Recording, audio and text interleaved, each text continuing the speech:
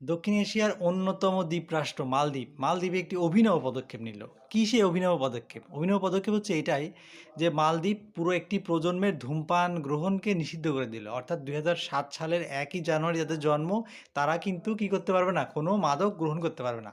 তারা কোনো মাদক গ্রহণ করতে পারবে না, এবং তাদের কাছে যদি কেউ মাদক বিক্রি করে, তার জরিমানা হবে প্রায় $3,500।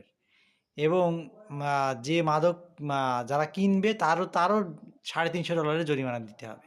তো এই যে নিষেধাজ্ঞা বা যে এই যে আদেশ, এই প্রজন্মভিত্তিক ধূমপান যে নির্মূলে যে আদেশটা করা হলো, শুধুমাত্র ধূমপান মানে মালদ্বীপের সাধারণ নাগরিকদের জন্য নয়।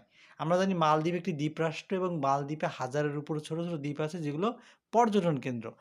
এই নিষেধাজ্ঞা শুধুমাত্র জাপানে বা মালদ্বীপের সেই সাধারণ পর্যটকের উপরে আরোপিত হবে না, আরোপিত হবে কাদের উপরে?